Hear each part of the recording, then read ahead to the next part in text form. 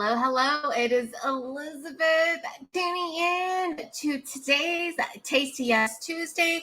Today, I'm going to be talking about closing new clients. How do you close new clients the easier way? So if you are tuning in, let me know that you're here. I am just going to do a quick check here to make sure that we have tech that is working like it should. So let me see here. Let me know if you can hear me. I think it's all good. I see myself. I think I'm good. Let's see here. Awesome. Okay, looks like I'm on. Say hi. As you're coming on in, let me know what you're here for. Let me know what questions you have about closing clients, sales. What am I going to be really talking about? So I know that you've probably heard it a million times how you need to know your ideal customer, right? Everyone's like, know your ideal customer, right? So I want you to stay tuned in because I'm going to share with you the one missing thing that I really believe will make it so much easier for you to close new clients. Sales is really only about 20% of our efforts, okay? Believe it or not, many fear sales, and we often think of like sales as this really dragged out, long process. But if you really think about your whole entire business, it's only about 20% of your efforts. And the rest of it, about 70 to 80% of it, really has to do with your marketing message, what you're putting out there on social media, what you are writing people, what are you sending people, right? What are you emailing people? What are you saying to people when you show up in people's DMs or in your Facebook group? It is only half the battle. So let me just make sure that I'm tuning in here. Looks like I'm on. So if you're tuning in, let me know where you're at. Send me some hearts. Drop me some fire in the comments. If you want my notes, make sure that you type notes into the comments so that we can go ahead and get my notes out to you. All right. So let's talk about how do you close new clients, right? What are some easy ways that can really help you close new clients? Now, this episode is for you if you've been struggling with how do I even have the sales conversation? How do I even close new clients, right? This is for you if you believe in selling with the human connection and really focus on building relationships first and playing for the long run. You're not here, right? Just focused on quick wins or getting what I call one night stand clients, which is you get your money and you're out, right? Instead, I want you to often think about when it comes to closing new clients, what your process is. I want you to think about that for just a moment. Do you have a process when it comes to closing clients? I often get the question, well, the hardest thing that I have is like trying to find my clients online, right? But after you've found them, what do you do with them to close the deal, right? So here's the number one thing that you're missing. If you do this, I'm telling you, it will be so much easier to close new clients as you grow your business. Okay. If you and I haven't had a chance to meet yet, I am Elizabeth Yang, the Customer Yes Business Strategist. I run a high touch coaching and training agency called the Customer Yes Lab, which is a year-long e-business mentoring program where my students that come into the program, we work together for a whole entire year on how to command higher prices. We focus on their leadership positioning so that they can command those higher prices. And so that's what I do. And also we host summits, we do webinars and online events. My team and I, we also do build for you funnels, right? That really are focused on online events, online summits, landing pages, things like that. So that's just a little bit about me. If you are tuning in, let me know where you're tuning in from and type it into the comments and let me know what your business is all about. I love learning about your businesses. So hello. I see Kajwa is here as well. So I'm just going to pop her in here. She's saying hi. I love it. Welcome, Kajwa. So let's talk about the one thing that's really missing from closing clients. Okay. The first thing is do you have an actual sales process for your calls or DM? So most people end up jumping on a call and two things happen. Okay. Either one, you either end up talking most of the time, and most of the time on that call, what you're talking about is why your product or program is so awesome, why they need you, and it's a great price, right? Like you end up talking about you. Or the other thing happens, which is you end up giving the other person all the answers, all the advice, all the strategies and tactics, to the point that after the call, they're like, oh my God, you were so helpful. I don't need you anymore. Right. And the first scenario where all you do is talk about you, it actually comes across salesy, right? Pushy. It's a very much a one-way conversation. How many of you have experienced those type of conversations where it is very much one way, right? Like you're just listening and you're like, well, that's great. They're not asking any questions about you at all whatsoever, right? And then in the latter scenario, let me know if this has happened to you, right? Where you type me, where you have given all your advice, strategies, answers, and comments, or whatever you have away during that call. And they're so appreciative of you. They're so grateful for you. But they don't want to hire you. You were so helpful. They feel like they don't need you anymore. And this is actually a false empowerment, because most people think that they just need to know the answers. They just need information or knowledge. But that is the furthest from the truth. It's a false sense of empowerment because they believe that all they needed were answers from you in the 30 minutes or an hour that you had together. But what they really need isn't the information. It's the organization. It's the how to put it together, how to apply it to my life and personalize it to my life, my lifestyle, my busy schedule so that it sticks. That's what people really need. Because let's be real, if people could have done it themselves already, wouldn't they have done it already? I mean, just think about it. Everyone knows what it takes to lose weight, right? You take in what? You take in less calories and you exert more calories burned, right? Everyone knows what it takes to lose weight. But why is it so hard? Why? Because life happens. Because sometimes when it comes to weight loss, food, right, is an emotional trigger. It's a way that people cope with it, right? Or sometimes it's just busy chaos with their lives and juggling so many things that they don't have time to cook healthy meals and plan, right? Or sometimes it could be a lack of skill. They don't know how to make good healthy food. But it's not the fact that they don't lack knowledge, that they don't know what it takes, right, to lose weight. For you in your business, it's the same thing. When you jump on a call and you just wing it, or you're thinking about, oh, I just need to have, these 3 questions to ask them and I'm good. You're actually making it so much harder for you. So much harder. So you really need to establish and have like a process, a structure for your call. Because as I often teach my students inside of the Customer Yes Lab, you've got to lead the conversation. You've got to take control. And the best way to do that is to have a process, is to have a structure that you can follow, not a script that you can read from, but a structure where you're adding value to them without giving it all away, without creating a false sense of empowerment to the other person, that they could walk away from the call with you and now have everything that they need, that they don't even have to hire you anymore, right? I want you to just think about that for a second. And some of you may have had, different sales scripts that you've tried, right? But, there's actually a method I follow inside of my Customer Yes Lab, and I won't be covering it on today's call, but today's episode, but maybe in future episodes. It's called a framework that I use, and it's called Classy. And it's the way that I structure my sales calls, and it's also the way that I coach and teach my students and clients how to structure theirs.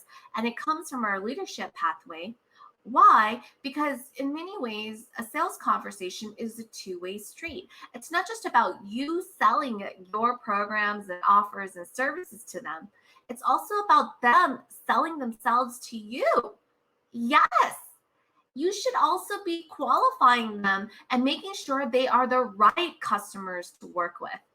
I often say just because the customer has money in his wallet does not mean they are the right customer for you, because money is simply an exchange of energy.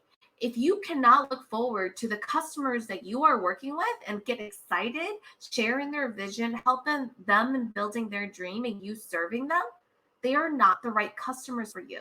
So your sales process also has to have a way to qualify them, to say, look, I might be inviting you to be a part of my program, but I'm also in a position where I can say, yes, we can work together.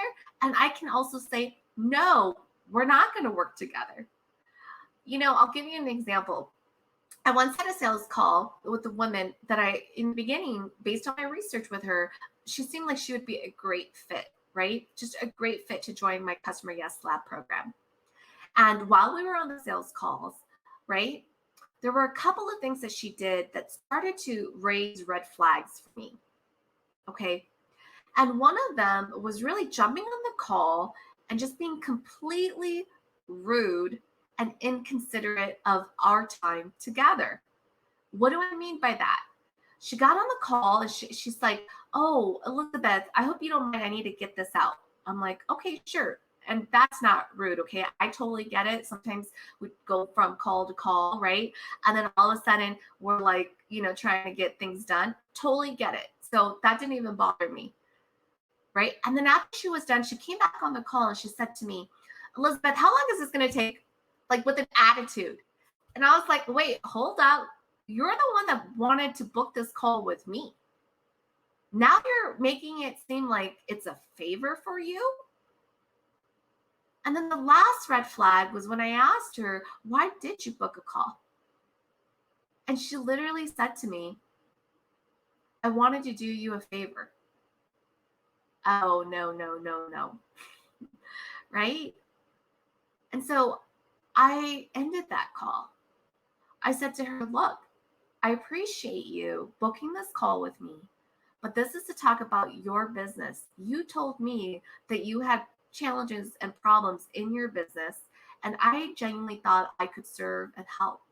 But if you're just on this call to do me a favor, we don't have to have this call." And she said to me, "Well, I'd love to hear more about your program and see if it's a good fit for me. Tell me more."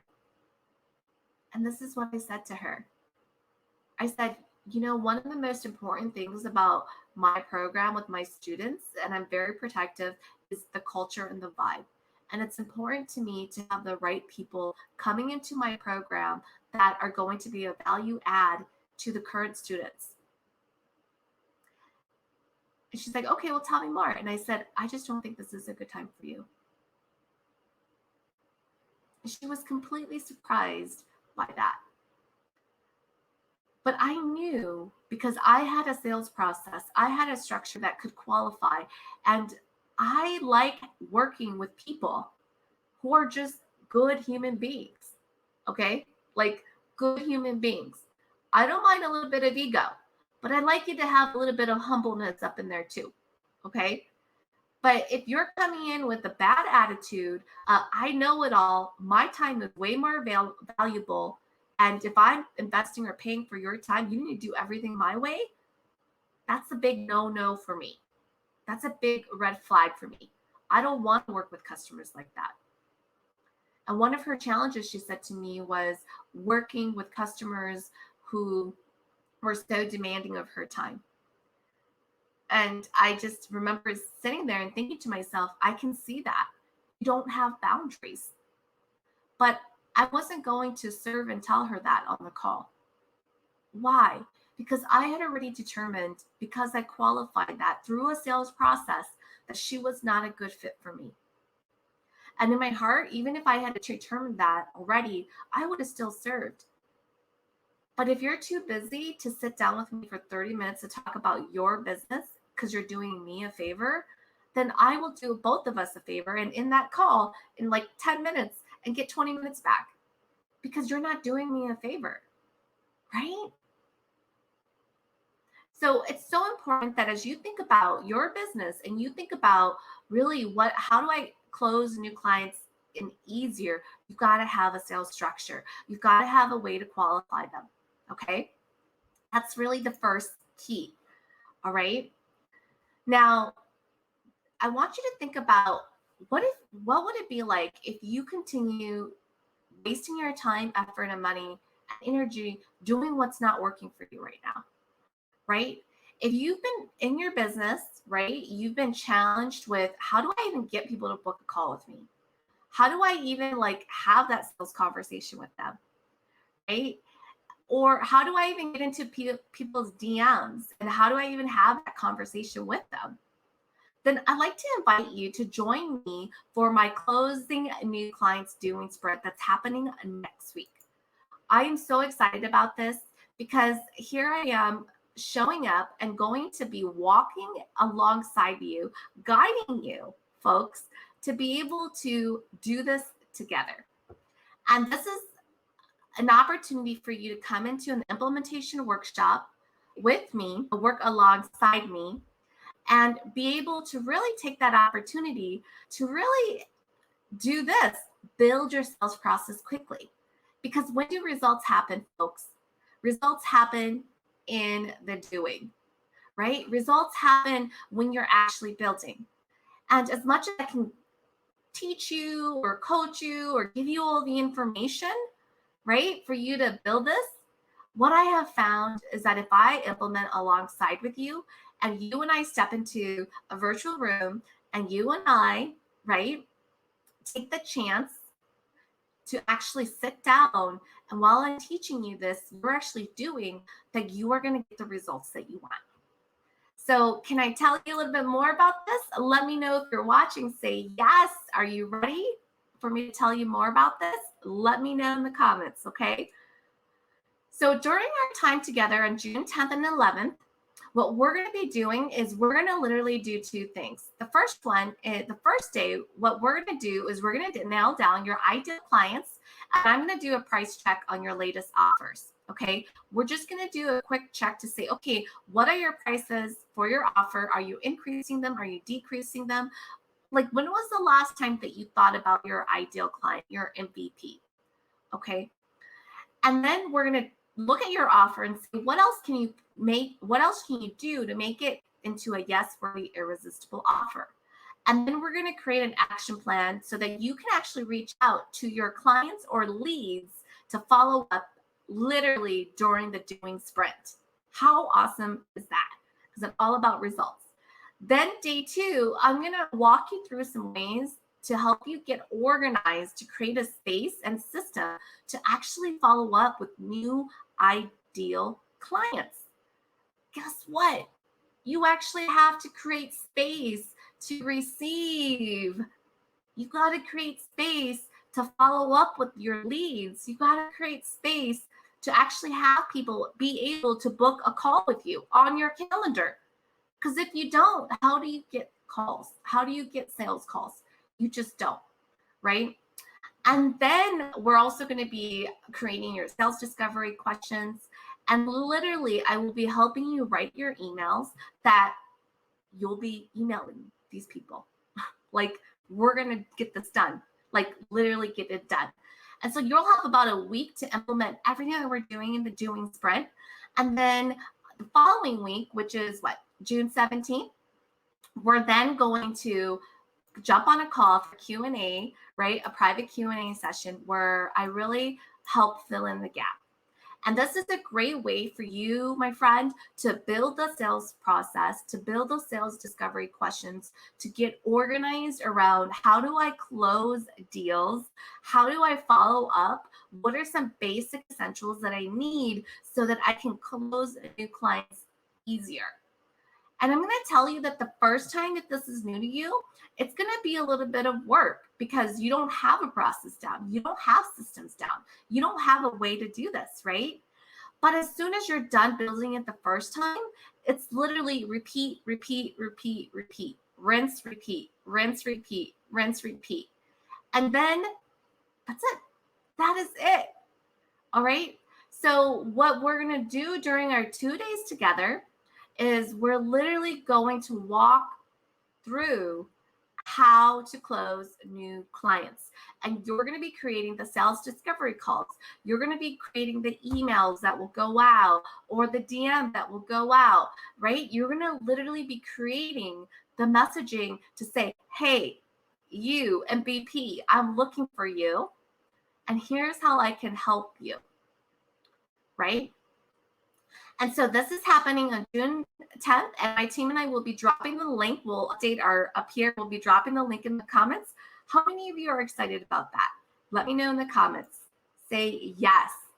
Kajwa here says, yes, she needs to qualify them. They need to sell themselves to you as well. Absolutely. Absolutely. See, people often think that your customers, as long as they have money, right, in their wallet, that's all they need to do. But the reality is that you have to be qualifying them. Why is that so important, folks? Why is it important for you to qualify your clients and not just accept their money? Because if you are a service-based provider, you have to reverse engineer your results. If you'll just take anyone who's willing to pay you, right? You might be able to get that quick win. You might be able to get that quick sale now. But what happens is if they're not a good fit for you, they'll either drop out, provide you with the worst customer feedback review ever because you already knew that they were bad going in and high maintenance, but you still said yes anyways, right? And cause you a lot of havoc and still not get the results that you want. And what I'm always focused on, and as I tell my students and clients inside the Customer Yes Lab, is you cannot just be focused on the sale in front of you. You have to be focused on the sale in front of you and your next sale. So I'm always thinking, how do I reverse engineer the results that I want, right? And I want that for my students. I'm always challenging them. What is the results that you want from your program, your offer, your product? Because if that's a testimonial that you want, then you got to make sure that your client fits that. Your client fits that. And by having a really simple sales structure, I know it sounds like it's a lot of work, but it really isn't. By just simply having a really simple sales structure, you will be able to close clients easier because it doesn't feel like selling. It's simply an invitation if they meet the criteria to join. It's almost like, when you are in college and you have to apply to get into a college, it's like that. There's no selling, right? Because the reality is that if you've been doing your marketing right, your marketing has been what's been convincing people to join you, to follow up with you, to get to know you. Your sales conversation is simply an invitation to take it to that next level. And when you are talking to your ideal customer, your MVP, you've got to be what? You've got to be qualifying them and figuring out if they are for you or not for you. And the easiest way to do that is to have a simple sales process that you just simply follow time over and over and over again. It's so that it's a no-brainer. And this is really key because with you following a sales process and a sales structure, you'll be able to start to see, right, if your close rate is off or it's low, why it's not happening. You'll start to be able to measure and look at what you're doing well and what you're not doing well. But if you are winging your sales conversations every single time and you're doing it different every single time, how do you create a baseline to grow from? You just simply can't. You're just winging it. And when you are leaving your sales to chance, my friend, you're not creating predictable, consistent sales. Predictable, consistent sales requires a sales process that is predictable and consistent so that you can actually measure your progress and say, that wasn't a great sales call because at this point that I started to waver in the way that I talked about my pricing. Or, you know what? It didn't work because here I gave away too much advice. That's why she said no to me, because she said I was super helpful. But she'll think about it because I gave her a lot of good tips to start working on already. See, when you have a sales structure and you have a sales process, these are all of the things that you can start to see what you are doing that gives you an opportunity to improve or continue to do. And inside of the Close New Clients Doing Sprint next week, this is exactly what we're going to be talking about. We're going to not just be talking about the sales structure, but we're going to be building your whole entire sales process. How do you identify leads?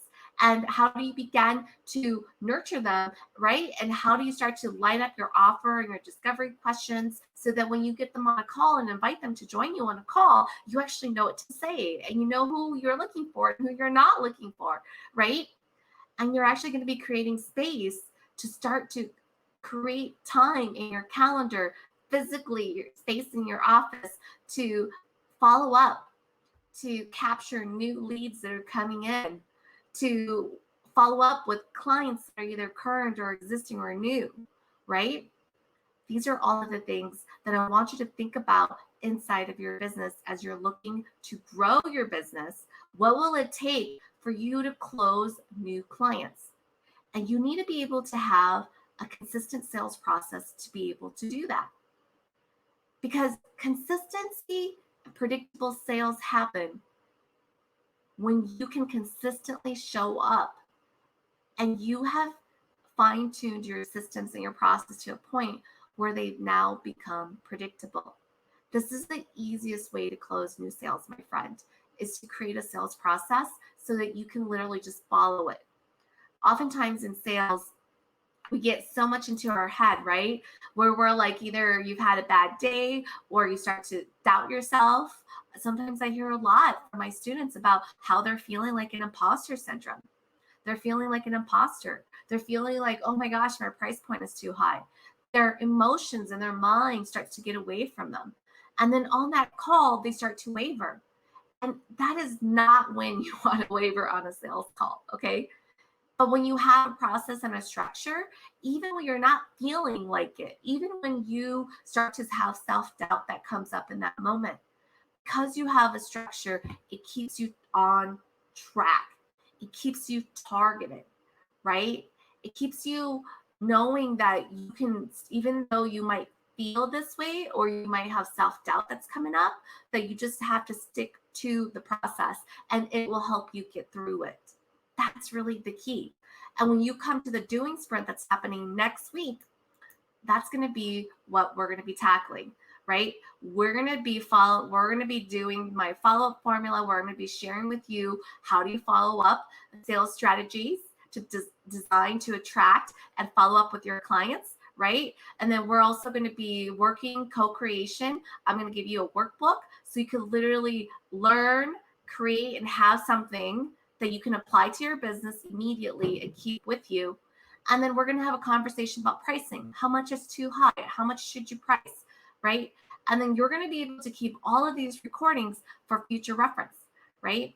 And so this is really a great opportunity to get me to implement alongside you. If you've been sitting there and you've been procrastinating and putting off the sales that you know you've been needing to do in your business, this is really an opportunity to get things done because I am all about getting things done.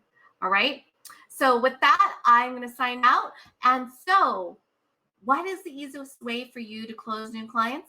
Establish a sales process so that you can every single time rinse and repeat, right? It doesn't have to be completely manufactured down to scripts, but you should have a flow that you follow every single time. So that one, you're not just all talking about you. You're not just talking about why the other person needs to buy your program. You're not just talking about why your program is the best and justifying your price point. Because to the other person, that just sounds really pushy.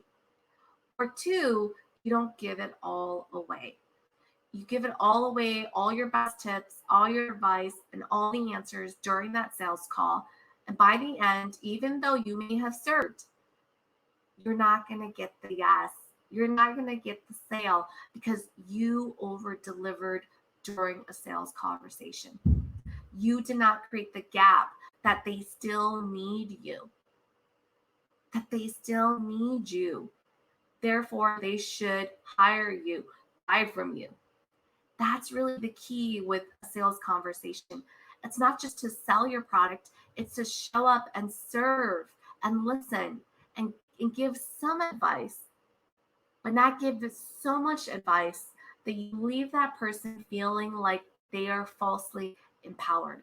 That is the worst thing that you can do when it comes to serving your ideal clients, is having them believe that they now have everything that they need to be able to do it themselves.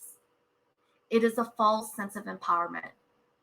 Because what happens when it doesn't go through, when it falls apart, because they don't have the accountability or the experience that you do to make sure that they can apply it and make it stick in their life, is that they start to beat themselves up.